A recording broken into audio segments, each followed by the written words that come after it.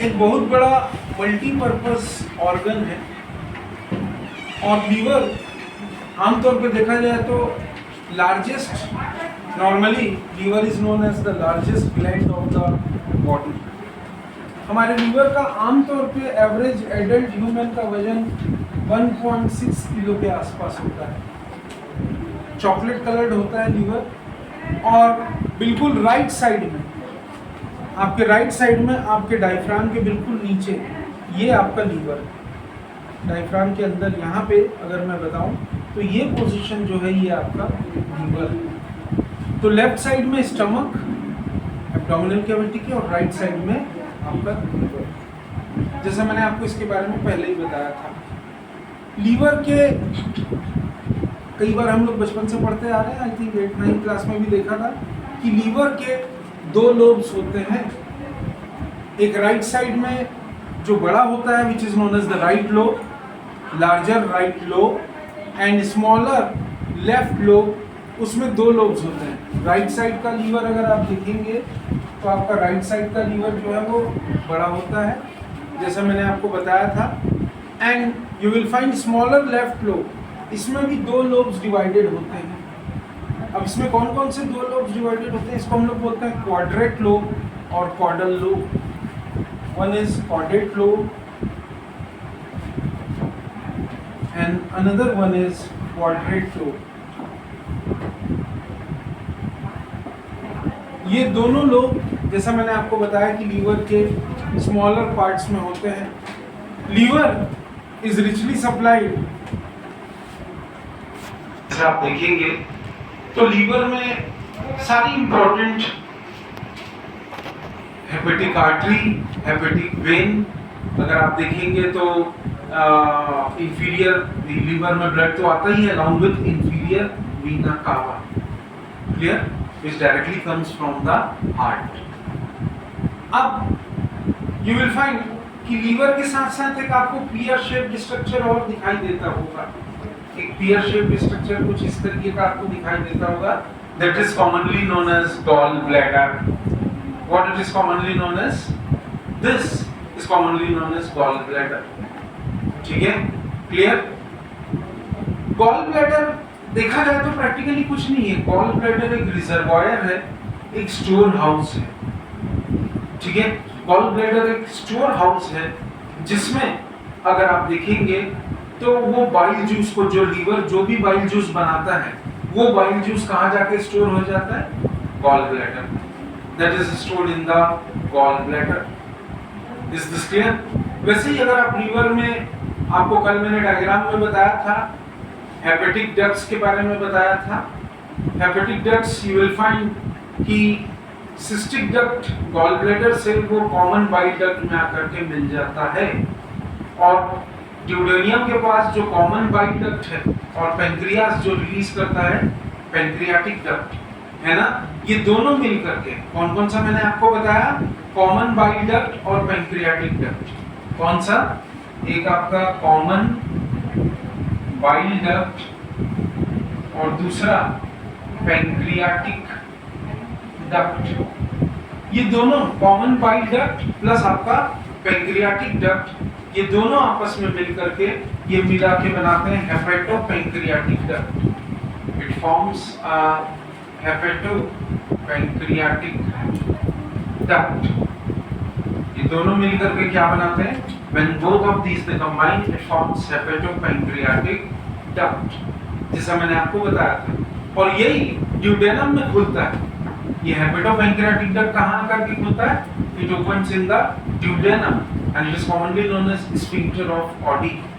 It opens in the duodenum and it is commonly known as sphincter of Oddi, जैसा मैंने आपको इसके बारे में पहले ही बताया था। तो this is commonly known as sphincter of body. Clear? In the same way अगर हम लोग लीवर के फंक्शंस की बात करें तो आइए लीवर के कुछ बेसिक फंक्शंस के बारे में देखते हैं। ठीक है, अब लीवर के क्या क्या फंक्शंस है? मैंने आपको शुरू में ही बताया कि लीवर हमारी बॉडी में मल्टीपर्पस फंक्शन परफॉर्म करता है। क्या परफॉर्म करता है? लीवर हमारी बॉडी में मल्टीपर्पज फंक्शंस परफॉर्म करता है। ठीक है, बहुत सारे फंक्शंस हैं। जैसे सबसे पहली चीज लीवर क्या सेक्रेट करता है? सबसे पहली चीज लीवर सेक्रेट करता है बाइल जूस। कभी देखा है बाइल का नेचर कैसा होता है? एसिडिक होता है, एल्केलाइन होता है। Bile is basically alkaline in nature, greenish colour का होता है। बाइल एल्केलाइन होता है, ग्रीनिश कलर का फ्लूइड होता है, और बाइल में बहुत सारे सेवरल ऑर्गेनिक और इनऑर्गेनिक सॉल्ट्स, और इतना ही नहीं, ऑर्गेनिक और इनऑर्गेनिक सॉल्ट्स के अलावा बाइल में बहुत सारे वेस्ट सब्सटेंसेस भी प्रेजेंट होते हैं। अब बाइल क्या क्या फंक्शन परफॉर्म करता है? सबसे पहले हम बाइल के फंक्शंस को देख लेते हैं। लेट अस सी। बाइल जो है आपका खाना जो लीवर में आता है, it comes in the form of chyme. उस काइन को बाइल एल्केलाइन बनाता है। वो खाना आपका एसिडिक होता है और उस खाने को बाइल क्या करता है? एल्केलाइन बनाता है। सबसे पहली चीज। Is this clear? राइट, है ना? इन द सेम वे आपके खाने में जो भी फैट्स आते हैं उनको तोड़ने का काम जो है वो भी बाइल करता है। तो बाइल इज ऑल्सो रिस्पॉन्सिबल, एक तरीके से तोड़ना बोल लीजिए, इमल्सिफिकेशन बोल लीजिए। तो bile is also responsible for the emulsification of fats. In the same way, बहुत सारे excretory substances ऐसे होते हैं, उन excretory substances या products को remove करने का भी काम जो है वो बाइल करता है। बाइल की ही मदद से जो movement of food होता है, जिसको हम बोलते हैं peristalsis, तो bile stimulates peristalsis. Bile stimulates peristalsis. So all the peristaltic movement is being performed by bile itself. So bile it stimulates peristalsis. Clear? Right? अच्छा, कुछ bile salts बहुत जरूरी है। विटामिन ए के एब्जॉर्प्शन में bile salts बहुत important role play करते हैं। तो bile is also responsible in the absorption of vitamin K. तो bile is responsible for the absorption of vitamin K या और कुछ दूसरे जो विटामिन soluble fats हैं। ठीक है, bile एक और काम करता है, आपका जो भी खाना आपके लीवर तक आता है उसमें से जितने भी इन्फेक्शियस एजेंट्स हैं, चाहे बैक्टीरिया हो चाहे कुछ भी हो, उनको रिमूव करने का काम भी कौन करता है? बाइल करता है। तो बाइल यहाँ पे एक और इम्पोर्टेंट फंक्शन परफॉर्म कर रहा है, it acts as an antiseptic. किसका काम कर रहा है? एंटीसेप्टिक। क्लियर?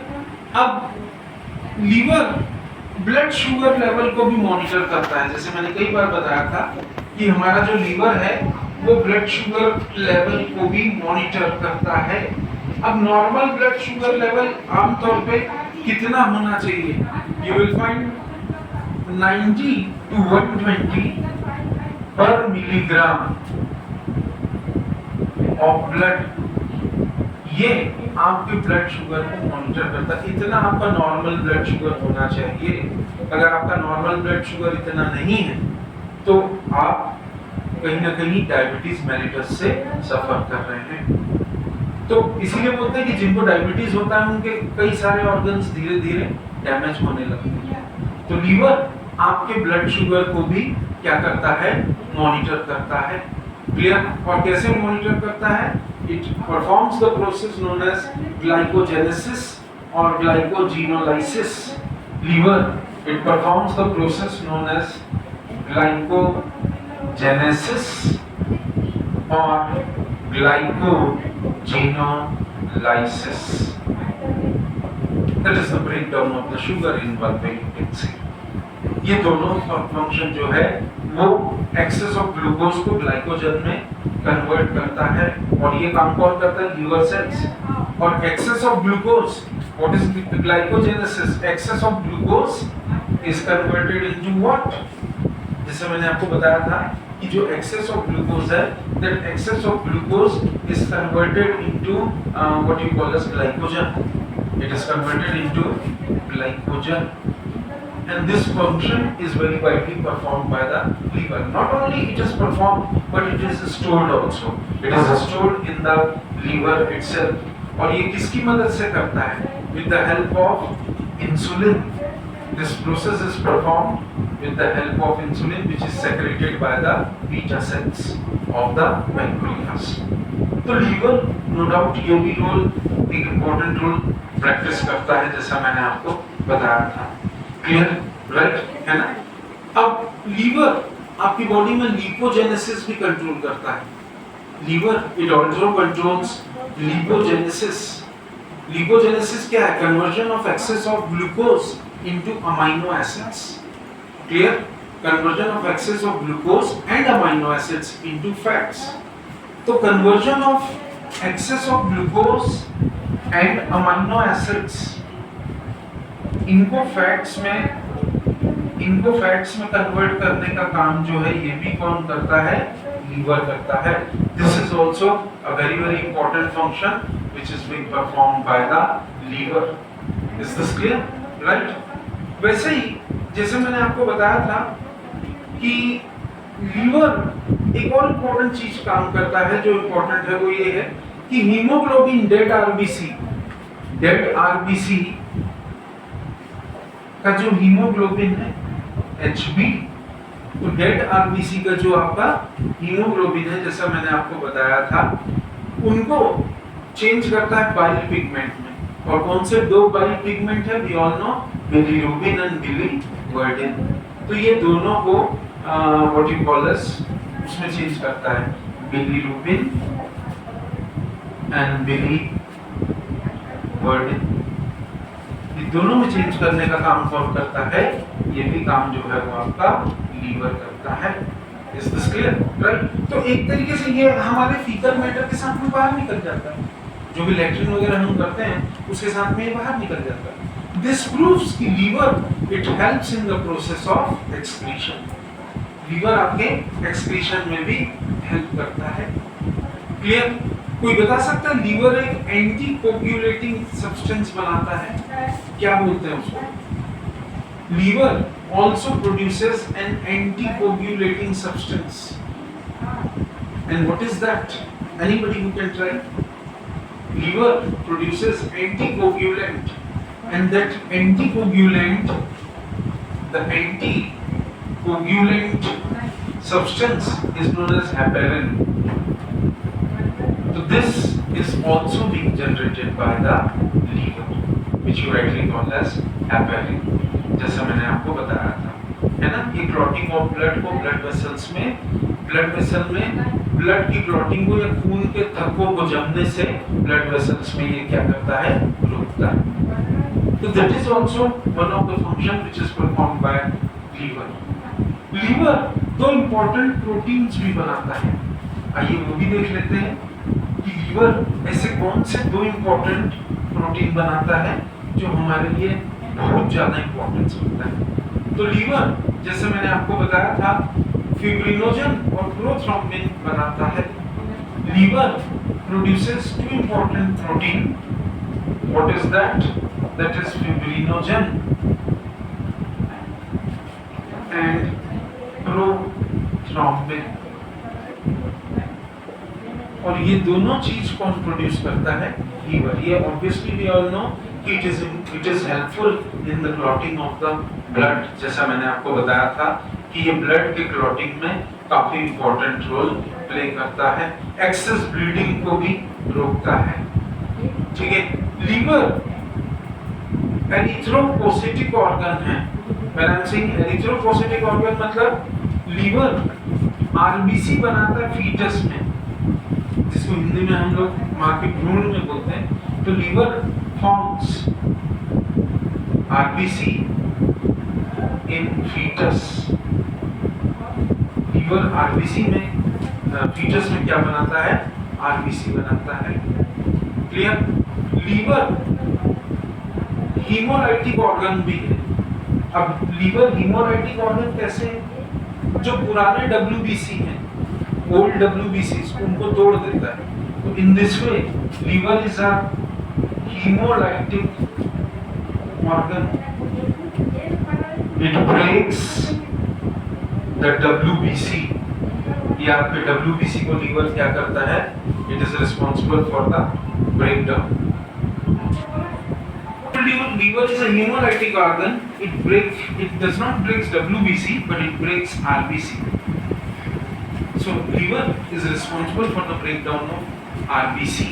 जैसे मैंने आपको बताया था. And erythropoietic organ क्यों है? It forms RBC in the fetus. First thing. Second thing is liver में एक खास तरह के cells होते हैं जिनको हम बोलते हैं Kupffer cells. पढ़ें पहले. Liver has a very important type of cells which is known as Kupffer cells. अभी Kupffer cells लीवर में क्या काम करते हैं? ये फेगोसाइट्स का काम करते हैं, ठीक है? फेगोसाइट्स का मतलब क्या? They perform the process of phagocytosis. मतलब जो भी बैक्टीरिया, जो भी कुछ भी फॉरेन ऑर्गेनिजम्स हैं, ये उसको मार करके क्या करते हैं? खा जाते हैं, खत्म कर देते हैं. तो these Kupffer cells they are responsible for a process known as phagocytosis. Clear? So they are, आपने पढ़ा होगा osmosis diffusion में cell eating, cell drinking, ये सब पढ़ा होगा. उसी तरह का एक प्रोसेस Kupffer cells परफॉर्म करता है. Clear? ये चीज सबको याद रखनी है. हमारे लीवर में बहुत सारी चीजें लीवर स्टोर करता है, जैसे कॉपर, जैसे iron, vitamin A, D, E, K and B12. तो लीवर क्या क्या स्टोर करता है? Vitamin A, D, B, K and what you call as vitamin E, A, D, E, K and B12. इतनों को लीवर अपने अंदर स्टोर करके रखता है. ये बहुत इंपॉर्टेंट है. इसके साथ साथ लीवर तीन चीजें और स्टोर करता है: glycogen, fats and water. It also stores liver. It stores glycogen, fats and water. इसको भी लीवर अपने अंदर क्या करता है? स्टोर करके रखता है. ठीक है. हमारी बॉडी में सबसे ज्यादा जरूरत अगर ब्लड की होती है तो हार्ट को, ब्रेन को पैरेलली, और उसके बाद सबसे ज्यादा ब्लड को अगर कोई स्टोर करके रखता है हमारी बॉडी में तो वो है लीवर. तो liver second reservoir of blood है. क्लियर? और यू विल फाइंड कि liver main heat producing centre है. जैसे आप कुछ एकदम गर्मा गर्म खा रहे हैं, डाइजेस्ट हो रहा है, उसके बाद जो हीट बाहर निकल रही है वो हीट लीवर से जनरेट होती है. ठीक है? तो लीवर में बहुत सारे मेटाबॉलिक एक्टिविटीज चलते रहते हैं, and due to these metabolic activities enough heat is generated in the liver. Is this clear? तो लीवर आपकी बॉडी का ऑप्टिमम टेम्परेचर भी, एक नॉर्मल टेम्परेचर भी मेंटेन करके रखता है. क्लियर? और जैसे मैंने आपको बताया था कि लीवर एक प्रोटीन और बनाता है जिसको हम बोलते हैं angiotensinogen. So liver, it produces one more protein known as angiotensinogen. This protein, which you commonly call as angiotensinogen, ये किडनी को बॉडी फ्लूइड मेंटेन करने में हेल्प करता है. अगर ये किडनी को बॉडी फ्लूइड मेंटेन करने में हेल्प कर रहा है, that means I am talking about osmoregulation. तो it helps kidney in maintaining the body fluid, और also known as osmoregulation of the body. इन चीजों में भी लीवर आपका बहुत सारा इंपॉर्टेंट रोल प्ले करता है. क्लियर? आपके ब्लड में बहुत सारे अनवांटेड सब्सटेंस आते रहते हैं, जैसे कार्बोनिक एसिड हो गया, जैसे ग्रेसोल हो गया. इन अनवांटेड सब्सटेंसेस को भी रिमूव करने का काम जो है वो लीवर करता है ब्लड से, from the alimentary canal. ठीक है? लीवर एक इंपॉर्टेंट जगह है जहाँ पे lymph formation होता है. So liver is an important place also for lymph formation. No doubt, liver is an important seat or site for what you rightly call as lymph formation. ठीक है?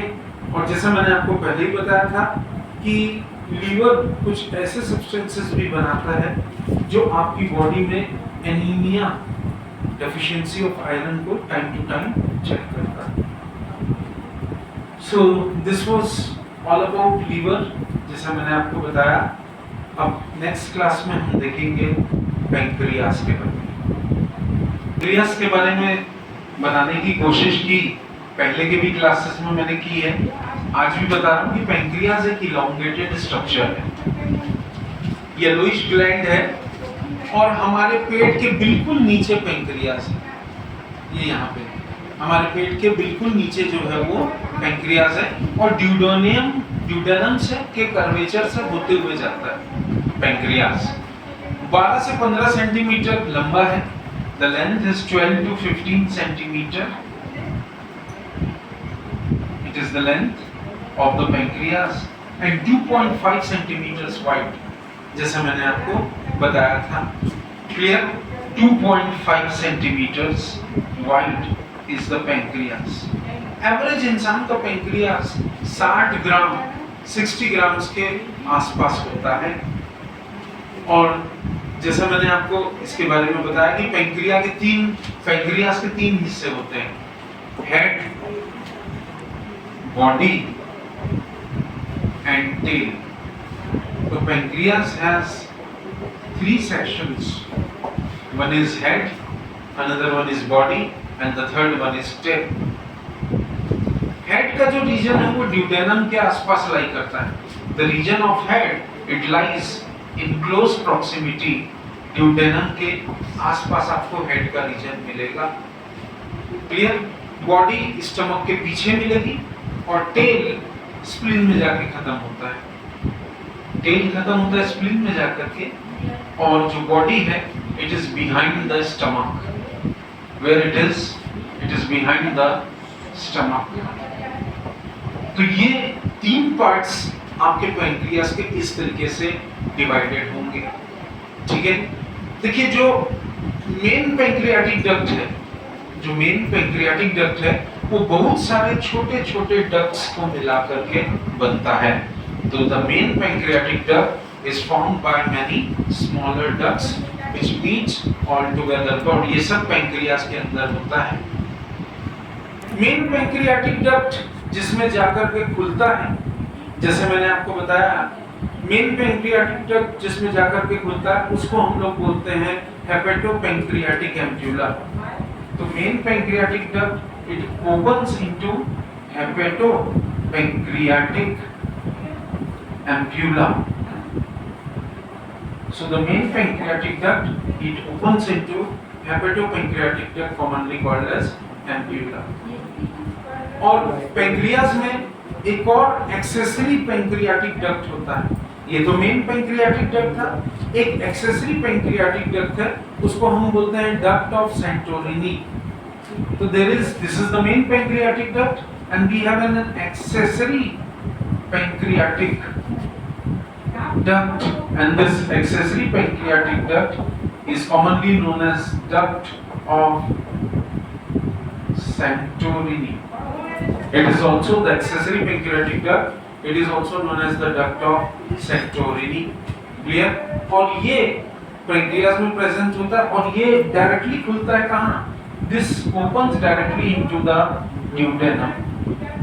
It opens directly into what you rightly call as duodenum. अब pancreas के बारे में हम लोग अक्सर बहुत सारे लेक्चर्स में, बहुत सारे वीडियोस में, बहुत सारे क्लासरूम लेक्चर्स में भी सुने हैं कि pancreas is both exocrine as well as endocrine. As I told you, pancreas जो है वो दोनों है। It is an exocrine duct as well as it an endocrine duct. अब उसी के बारे में हम लोग थोड़ा सा डिटेल में बात करेंगे। That pancreas it acts as both exocrine as well as endocrine duct. जब मैं इन दोनों बातों के ऊपर में रोशनी डालता हूँ तो हम इन दोनों को थोड़ा सा खुल करके समझने की कोशिश करते हैं कि how pancreas it acts as exocrine and how pancreas it acts as endocrine duct. तो सबसे पहले अगर मैं पैंक्रियास को डिस्टिंग्विश करूं in terms of exocrine and in terms of endocrine, तो जो एक्सोक्राइन टिश्यू है पैंक्रियास का कौन सा है? एक्सोक्राइन टिश्यू अगर आप पैंक्रियास का देखेंगे तो यू विल फाइंड कि इसमें बहुत सारे ट्यूब्यूल्स, पतली पतली वाहिनियां जिसको हिंदी में हम बोलते हैं, बहुत सारे ट्यूब्यूल्स या बहुत सारे लोब्यूल्स, इन ट्यूब्यूल्स या लोब्यूल्स को हम लोग एक्टिनी भी बोलते हैं। तो these tubules और lobules they are commonly known as, इसमें बहुत सारे tubules होते हैं which is commonly known as acini. These tubules और lobules they are commonly known as acini. ये आपस में connected होते हैं, जुड़े होते हैं एक दूसरे से with the help of the connective tissue, जिसमें blood और जिसमें lymph दोनों होता है। इसी ये जो acini है, इसका अगर सिंगुलर फॉर्म देखेंगे तो that is known as acinus.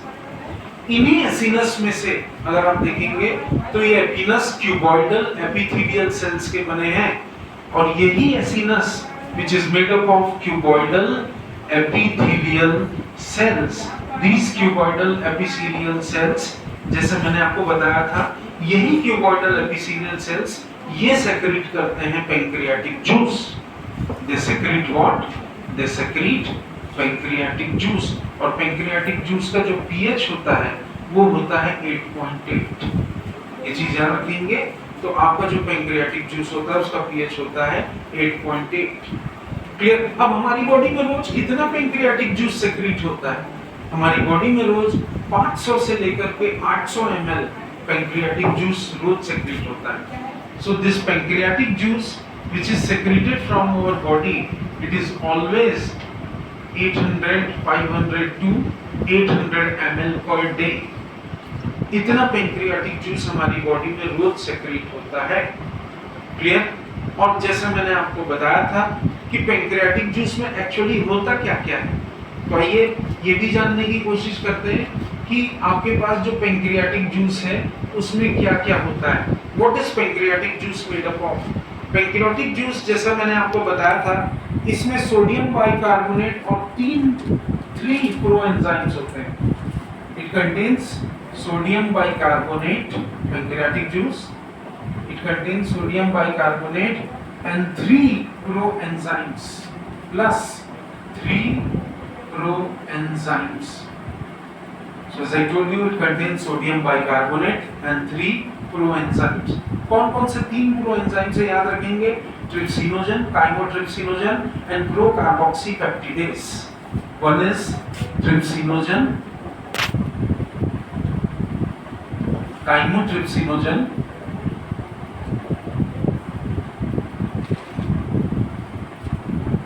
And carboxypeptidase. So these 3 type of the proenzymes, these are secreted from what you rightly call as they are contained in the pancreatic juice. अब pancreatic juice काम क्या करता है हमारी body में? pancreatic juice का जो सबसे बेसिक फंक्शन है वो हमारी बॉडी में है digestion of starch. pancreatic juice digestion में हेल्प करता है। किस चीज के डाइजेशन में हेल्प करेगा अगर आप देखोगे तो सबसे पहले स्टार्च, प्रोटीन, फैट्स और न्यूक्लिक एसिड, तो ये 4 चीजों के डाइजेशन में हेल्प करता है। Starch, protein, fats and nucleic acids, इन चारों चीजों के डाइजेशन में जो पैंक्रियाटिक जूस है वो हेल्प करता है।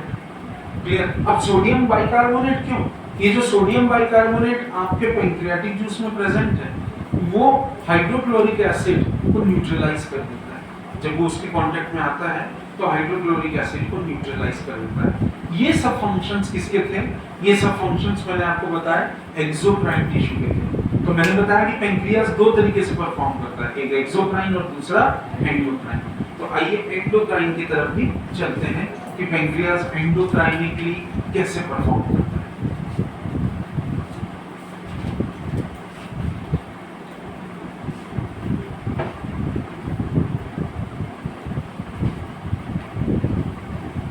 अब जानने की, समझने की कोशिश करते हैं कि पैंक्रियास एंडोक्राइन टिश्यू के रूप में कैसे काम करता है। देखिए, वी ऑल नो, हम लोग एनसीईआरटी में भी पढ़े हैं और बचपन से पढ़ते आ रहे हैं, कई बार पढ़े हैं कि पैंक्रियास अगर एंडोक्राइन टिश्यू के रूप में काम करता है तो एंडोक्राइन टिश्यू में जब pancreas when it acts in the over the type of the endocrine tissue, तो उसमें कुछ important units होते हैं या thousands of cells होते हैं. These thousands of units or the cells, they are commonly called as islets of Langerhans. ठीक है. और इन thousands units को हम लोग ये मान के चलते हैं कि islets of Langerhans जो है, एक islet of Langerhans, जैसे मैंने बताया कि islets of Langerhans, इसका हर यूनिट अपने आप में यूनिकली काम करता है. यूनिकली काम करता है मतलब ये हार्मोन सेक्रेट करता है और वो हार्मोन्स डायरेक्टली कहाँ जाते हैं? ब्लड में जाते हैं. ध्यान से सुनना. islets of Langerhans, it secretes certain type of hormones and these hormones are directly poured into the blood. So it secretes various type of hormones and these hormones, they are directly poured into the blood. अब ये कौन सी तरह के hormones secret करता है? सबसे पहले note करेंगे the first is alpha cells. सबसे पहले याद रखेंगे अल्फा सेल्स. क्लियर? अगर आप देखेंगे 25% आइलेट ऑफ लैंगरहंस पूरा अल्फा सेल्स का होता है, तो 25% islet of Langerhans, I should say 25% of islets of Langerhans, ये किसका बना हुआ है? They are made up of alpha cells. What they are made up of? Alpha cells. Clear? और इनका काम क्या होता है? ये ग्लूकागॉन हार्मोन बनाता है. ठीक है, जो ग्लाइकोजन को ग्लूकोज में कन्वर्ट करता है. तो इनका काम क्या है अल्फा सेल्स का? It produces a hormone known as glucagon. ठीक है, और ये जैसे मैंने आपको बताया क्या कन्वर्ट करता है? ग्लूकोज को ग्लाइकोजन में कन्वर्ट करता है. कहाँ? In the liver. तो its main function is conversion of glycogen into glucose at the liver. Conversion of glycogen into glucose in the liver. That is the main function of alpha cell. उसके बाद बात करेंगे beta cells की. Next we will talk about, this was all about the alpha cell. Next we will talk about the beta cells. Let us see the second type of the hormone which is produced by the islets of Langerhans or the endocrine lever, endocrine gland. That is what? तो जैसे मैंने आपको बताया कि endocrine tissue जो है वो next चीज जो बनाता है, the second type of the hormone, that is known as beta cells. अब जैसे मैंने बीटा सेल्स के बारे में बताया, बी सेल्स भी बोलते हैं इनको. ये 60% आइलेट्स ऑफ लैंगरहंस में आपको बीटा सेल्स मिलेंगे. तो 60% आइलेट्स ऑफ लैंगरहंस में you will find beta cells. 60% of the islets of Langerhans, they are made up of beta cells. यही बीटा सेल्स आपकी बॉडी में इंसुलिन बनाते हैं. इंसुलिन एक हार्मोन है जो ग्लूकोज को ग्लाइकोजन में कन्वर्ट करता है. तो they produce insulin and insulin का फंक्शन तो सब जानते हैं. It converts glucose into glycogen in the liver. So this function is, its function is conversion of glucose into glycogen into the liver. जैसा मैंने आपको बताया.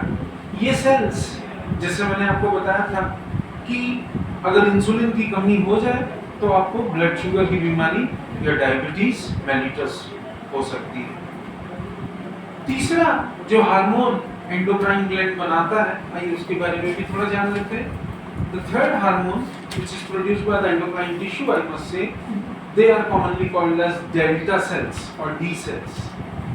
एक बात मैं और यहाँ पे ऐड करूँगा. हम लोग अक्सर पढ़ते हैं कि हमारे पैंक्रियास 2 तरह के सेल्स बनाते हैं, बट मोस्टली पैंक्रियास 3 तरह के सेल्स बनाते हैं. हम अल्फा सेल्स और बीटा सेल्स को याद रखते हैं, लेकिन डेल्टा सेल हमारे माइंड से स्किप हो जाते हैं. तो हमको ये भी याद रखना है कि endocrine tissue of the islets of Langerhans, they produce the third type of the cells commonly known as delta cells. What they produce? They produce delta cells. Delta cells को D cells भी हम बोलते हैं. these delta cells are also called as D cells. और इसमें अगर आप देखोगे they are found, ये islets of Langerhans में केवल 10% होते हैं. In the islet of Langerhans they are only 10%. इनकी उपस्थिति, इनका प्रेजेंस केवल 10%, 10% होता है. क्लियर? और ये बनाते हैं खास तरह का हार्मोन जिसको हम बोलते हैं somatostatin. They produce a special type of hormone which is known as somatostatin. अब somatostatin एक ऐसा हार्मोन है जो इनहिबिशन या आई शुड से जो ग्लूकागॉन का सेक्रीशन उसको रोकता है. किसमें? अल्फा सेल्स जो ग्लूकागॉन का सेक्रीशन करते हैं उसको वो दूसरे सेल्स में जाने से रोकता है. तो its responsibility is to prevent the glucagon reaching into alpha cells or beta cells. इसके साथ साथ एक खास तरह के सेल्स जो आपने शायद पहले नहीं सुना होगा, पेनक्रियास और एक तरह के सेल्स बनाता है जिसको हम बोलते हैं PP cells, pancreatic polypeptide cells. PP cells ये भी पेनक्रियास में प्रेजेंट होते हैं. क्लियर? तो पेनक्रियास दो मेन फंक्शन परफॉर्म करता है. पहला क्या? सेक्रीशन ऑफ पेनक्रियाटिक जूस, जिसमें पेनक्रियाटिक जूस में बहुत सारे डाइजेस्टिव एंजाइम्स होते हैं. और दूसरा production of hormones, as you can see. Thank you. इसके बाद हम लोग इंटेस्टाइनल ग्लैंड्स के बारे में कुछ देखेंगे नेक्स्ट क्लास में. Till then